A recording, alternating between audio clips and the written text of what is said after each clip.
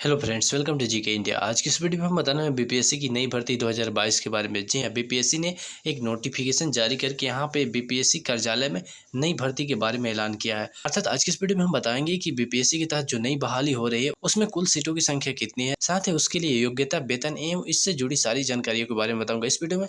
लेकिन उससे पहले अगर चैनल पर नए हैं तो प्लीज़ चैनल को सब्सक्राइब कीजिए, बेल आइकन ऑन कर दीजिए ताकि आपको हमारे सारे वीडियो का नोटिफिकेशन सबसे पहले मिले। तो चलिए आप सबसे पहले यहाँ पे देख लीजिए, मैंने बीपीएससी के ऑफिशियल वेबसाइट से इस नोटिफिकेशन को यहाँ पे देख सकते हैं। यहाँ पे नोटिस दिया गया, इसको डाउनलोड जैसे ही डाउनलोड करेंगे उसके बाद देख लीजिए यहाँ पे वैकेंसी के बारे में। अर्थात बीपीएससी द्वारा जारी किया गया विज्ञापन संख्या 6/2022 बिहार लोक सेवा आयोग कार्यालय पटना में सहायक कुल 44 पदों पर नियुक्ति हेतु सुयोग्य उम्मीदवारों से विहित प्रपत्र में ऑनलाइन आवेदन आमंत्रित किए जाते हैं।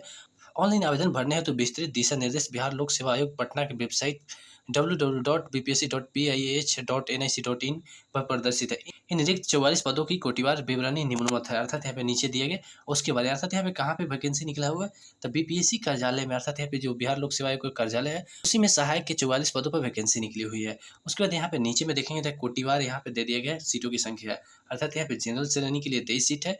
उसके बाद यहाँ पे आर्थिक रूप से कमजोर वर्ग के लिए 4 सीट, फिर अनुसूचित जाति के लिए 7, ठीक है, यानी टोटल यहाँ पे 44 सीटों की संख्या है। आप अपना देख लेंगे। और 36 महिलाओं के लिए यहाँ पे आरक्षित मतलब सीटों की संख्या देख सकते हैं, टोटल 13 है, ठीक है। फिर नीचे की तरफ आएंगे तो यहाँ पे देख सकते हैं स्वतंत्रता सेनानी के रिश्तेदार के लिए यहाँ पे बेसिकली 1 सीटों की संख्या है। फिर उसके बाद यहाँ पे दिव्यांग श्रेणी से है, ठीक है, तो उन लोग के लिए यहाँ पे टोटल 2 सीटों का प्रावधान किया गया है। और इसमें साथ ही यहाँ पे नोट विज्ञापित पदों की संख्या घट बढ़ सकती है। अर्थात यहाँ पे जो सीटों की संख्या है ना, इसमें आगे घटाव या बढ़ाव भी हो सकता है। फिर यहाँ पे वेतनमान के बारे में दिया जाए। अर्थात यहाँ पे वेतन स्तर 7 का मिलेगा, जिसमें यहाँ पे 44,900 से 1,42,400 के लगभग में वेतन मिलेगा। उसके बाद यहाँ पे शैक्षणिक योग्यता के बारे में बात करें तो यहाँ पे किसी मान्यता प्राप्त विश्वविद्यालय से स्नातक की डिग्री होनी चाहिए। अर्थात यहाँ पे आवेदन प्राप्ति हेतु निर्धारित अंतिम तिथि तक आवेदक को स्नातक का डिग्री धारक होना अनिवार्य है, ठीक है। अर्थात यहाँ पे 1 अगस्त 2022 तक, ठीक है, इनको स्नातक का डिग्री होगा तभी जाकर।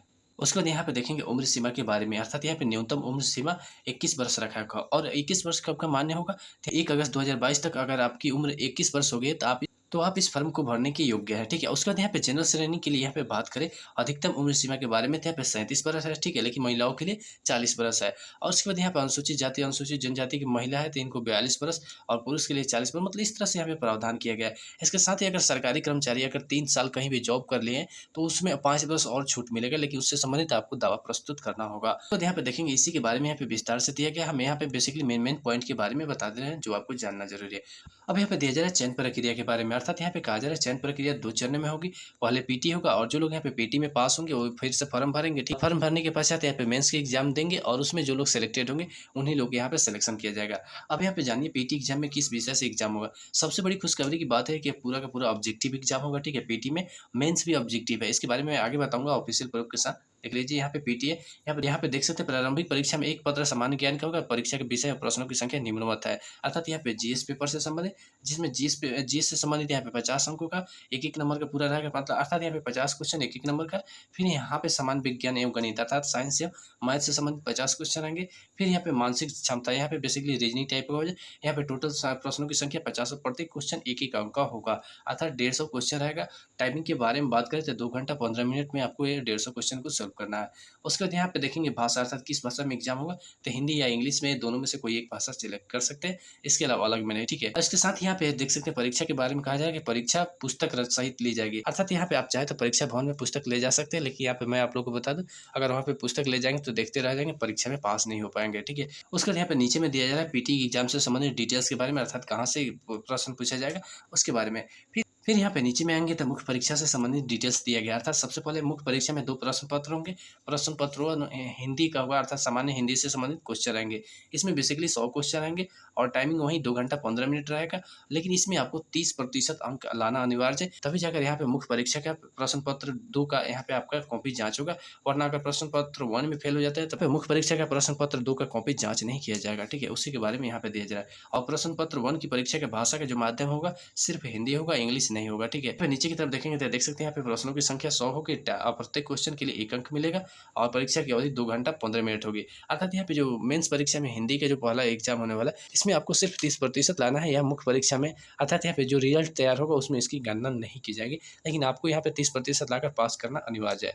उसके बाद यहाँ पे देखेंगे प्रश्न पत्र 2 होगा, यह बेसिकली सामान्य ज्ञान अर्थात जैसे पीटी का हुआ ना, उसी टाइप से देख सकते हैं यहाँ पे इस परीक्षा के लिए प्रश्न वस्तुनिष्ठ या बहुविकल्पीय होंगे।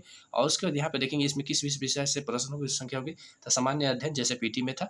उसके बाद यहाँ पे सामान्य विज्ञान एवं गणित और यहाँ पे मानसिक अर्थात रीजनिंग टाइप में। यहाँ पे बेसिकली टोटल क्वेश्चनों की संख्या 50-50 का है, अर्थात 150 क्वेश्चन होंगे। इसके लिए भी टाइमिंग 2 घंटा 15 मिनट है, प्रत्येक क्वेश्चन 1 अंक के लिए, ठीक है। अब यहाँ पे फिर से नीचे में देखेंगे तो मुख्य परीक्षा से संबंधित डिटेल्स दिया गया, अर्थात कहाँ से क्वेश्चन पूछे जाएंगे उसी के बारे में विस्तार से बताया गया। अगर आप इसके पीडीएफ प्राप्त करना चाहते हैं तो इसको मैंने टेलीग्राम में पोस्ट कर दिया है। टेलीग्राम का लिंक वीडियो का डिस्क्रिप्शन में, वहाँ से जाकर आप इस पीडीएफ को प्राप्त कर सकते हैं। फिर हम नीचे की तरफ आएंगे तब मेधा सूची के बारे में कहा जा रहा है, अर्थात प्रारंभिक परीक्षा के आधार पर मुख्य परीक्षा के लिए चुने जाने वाले उम्मीदवारों की संख्या कुल संसूचित रिक्तियों की 10 गुना होगी। अर्थात यहाँ पे देखिए टोटल सीटों की संख्या कितना है, 44, ठीक है। तो यहाँ पे टोटल पीटी में कितने लोग पास होंगे, 440, ठीक है। 440 लोग ही मुख्य परीक्षा देंगे, उसी के बारे में यहाँ पे कहा जा रहा है। मुख्य परीक्षा के प्राप्तांक के आधार पर ही आरक्षण कोटिवार सूची तैयार की जाएगी। अर्थात यहाँ पे आरक्षण के बारे में कहा जा रहा है, ऑनलाइन आवेदन पत्र में इंगित कॉलम में आरक्षण का दावा नहीं करने पर आरक्षण का लाभ नहीं मिलेगा।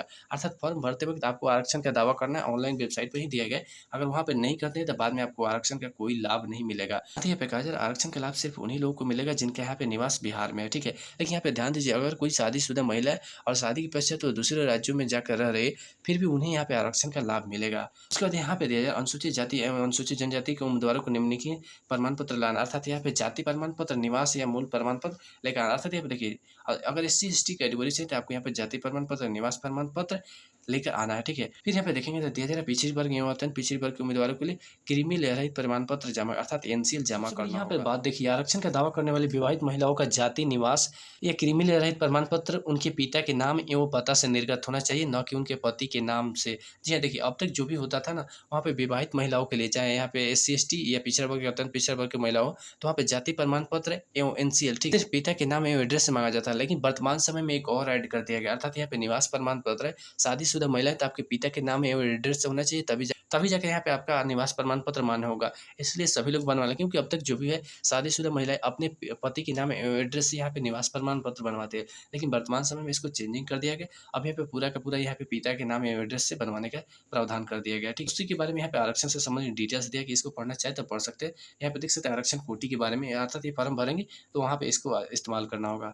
फिर हम नीचे की तरफ आएंगे, ठीक है, और नीचे की तरफ आएंगे तो यहाँ पे ऑनलाइन फॉर्म भरने से संबंधित डिटेल्स के बारे में दिया गया है, ठीक है। अर्थात जो भी आप यहाँ पे फॉर्म में सबमिट करेंगे वो डॉक्यूमेंट वेरिफिकेशन के समय आपको प्रस्तुत करना होगा, इसलिए कोई भी गलत जानकारी न दे ताकि बाद में आपको पछतावा हो। इसके साथ ही यहाँ पे कहा जा रहा है कि जो भी आप डॉक्यूमेंट देंगे अर्थात अपलोड करेंगे, वो फॉर्म भरने की अंतिम तिथि तक का होना चाहिए। उस फॉर्म भरने के बाद का कोई भी डॉक्यूमेंट होगा तो हम मान्य नहीं होगा, अर्थात डॉक्यूमेंट वेरिफिकेशन के समय जाएंगे तो हम मान्य नहीं होगा और वैसी स्थिति में आपके आवेदन को भी निरस्त किया जाएगा, ठीक है। अब यहाँ पे कहा जा रहा है कि डॉक्यूमेंट वेरिफिकेशन होगा, अर्थात बाद में जब आप लोग का डॉक्यूमेंट वेरिफिकेशन अर्थात जो आप अभी के समय में सर्टिफिकेट अपलोड करेंगे तो उसी की प्रमाणिकता के लिए अर्थात यहाँ पे पीटी और मेंस एग्जाम पास करने के पश्चात जब डॉक्यूमेंट वेरिफिकेशन होगा तो उसमें कौन कौन सा डॉक्यूमेंट लेकर जाना है उसके बारे में जान लीजिए। यहाँ पे देख सकते हैं मैट्रिक या प्रमाण पत्र या अंक प्रमाण पत्र, जन्म यहाँ पे जन्म तिथि के साक्ष्य के लिए, फिर यहाँ पे स्नातक डिग्री प्रमाण पत्र अर्थात यहाँ पे स्नातक से संबंधित प्रमाण पत्र, फिर यहाँ पे स्नातक का अंक प्रमाण पत्र। यहाँ पे देख सकते हैं पिछड़ा वर्ग या अत्यंत पिछड़ा वर्ग के उम्मीदवारों के लिए NCL, ठीक है।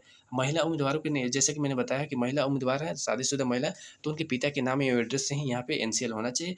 फिर नीचे में कहा जा रहा है अगर वह सर्टिफिकेट 1 साल से पुराना है तो वहाँ पे आपको स्वघोषणा पत्र भी प्रस्तुत करना होगा। इसके बाद यहाँ पे कहा जा रहा है अनुसूचित जाति एवं अनुसूचित जनजाति के उम्मीदवारों के लिए जाति प्रमाण पत्र, उनके पिता के अर्थात यहाँ पे शादीशुदा महिला तो उसके पिता के नाम एवं एड्रेस से निर्गत होना चाहिए, वहीं जाति प्रमाण पत्र मान्य होगा, बाकी नहीं। उसके बाद फिर से यहाँ पे कहा जा रहा है अनुसूचित जाति एवं अनुसूचित जनजाति के उम्मीदवारों के लिए, ठीक है, यहाँ पे निवास प्रमाण पत्र पिता के नाम एवं एड्रेस से होना चाहिए तभी मान्य होगा। यहाँ पे सभी लोगों को फिर से नया बनवाना होगा। फिर यहाँ पे जनरल कैटेगरी की महिलाओं के लिए कहा जाए, अर्थात यहाँ पे सभी कैटेगरी की महिलाओं के लिए शादीशुदा महिला है तो वहाँ पे निवास प्रमाण पत्र आप पिता के नाम एवं एड्रेस से निर्गत होगा तभी जाकर मान्य होगा। फिर यहाँ पे कहा जा रहा है अगर बिहार सरकार के सरकारी सेवक है अर्थात यहाँ पे 3 साल की कार्यकाल पूरा कर लें तो ऐसी स्थिति में यहाँ पे उम्र सीमा में 5 साल का छूट मिलता है, और ये छूट प्राप्त करना चाहते हैं तो आपको यहाँ पे उससे संबंधित आपको डॉक्यूमेंट प्रस्तुत करना होगा, अर्थात यहाँ पे 3 साल जहाँ पे काम किया उससे संबंधित सर्टिफिकेट। फिर यहाँ पे सब कहा जाता है पहचान पत्र के लिए बेस्ट रहेगा वोटर ID कार्ड या यहाँ पे आधार कार्ड, ठीक है। उसके बाद यहाँ पे 4 पासपोर्ट साइज फ़ोटो और यहाँ पे कहा जाए लिखित परीक्षा के लिए भरे एवं डाउनलोड किए गए आवेदन की प्रति, ठीक है। अगर उपयुक्त प्रमाण पत्र सत्यापन के समय मूल में प्रस्तुत नहीं करने पर उनकी उम्मीदवारी प्रभावित होगी या रद्द होगी तथा आयोग का निर्णय अंतिम एवं मान्य होगा। अर्थात यहाँ पे देखिए जो आप डॉक्यूमेंट प्रस्तुत करेंगे, अपलोड करेंगे, वह डॉक्यूमेंट वेरिफिकेशन के समय आपको देना होगा, वो भी ओरिजिनल में। अगर वह डॉक्यूमेंट आपके पास नहीं है तो उस समय आपकी उम्मीदवारी को रद्द भी की जा सकती है। फिर यहाँ पे फीस के बारे में अर्थात फॉर्म भरने से संबंधित कितना खर्च लगेगा, यहाँ पे देख सकते हैं। सामान्य श्रेणी के अभ्यर्थियों के लिए 600 रुपये, अर्थात जनरल कैटेगरी से तो यहाँ पे 600 रुपये लगेगा, लेकिन अगर दिव्यांग है तो सिर्फ यहाँ पे 150 रुपये लगेगा। फिर यहाँ पे बिहार के अनुसूचित जाति अनुसूचित जनजाति के उम्मीदवारों के लिए 150 रुपया और सभी वर्ग की महिलाओं के लिए 150 रुपया, ठीक है। एवं अन्य सभी उम्मीदवार अर्थात अगर दूसरे राज्य से तो ऐसी स्थिति में आपको 600 रुपया, ठीक है, आपको लगेगा। यहाँ पे कहा जा रहा है पेमेंट जब आप करेंगे तो आप अपनी सावधानी से करें।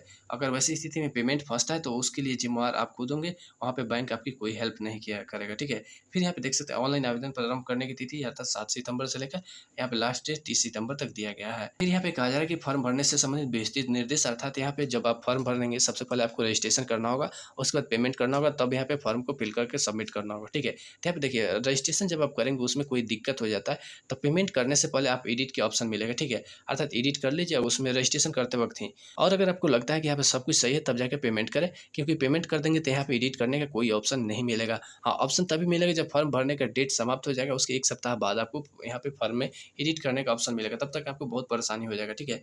फिर यहाँ पे कुछ और दिशा निर्देश दिया गया जिसको आप पढ़ सकते हैं, इसका पीडीएफ मैंने टेलीग्राम में पोस्ट कर दिया है। फिर यहाँ पे देखेंगे ऑनलाइन आवेदन भरने हेतु आवश्यक दिशा निर्देशों का अक्षरता अनुपालन नहीं करने पर एवं ऑनलाइन आवेदन भरने के क्रम में अभ्यर्थी द्वारा की गई प्रविष्टि में किसी प्रकार की त्रुटि के लिए आयोग जिम्मेवार नहीं होगा। अर्थात यहाँ पे कोई भी गलती करते हैं तो वहाँ पे आयोग जिम्मेवार नहीं होगा, बल्कि जो आवेदन करता है वह खुद जिम्मेवार होंगे।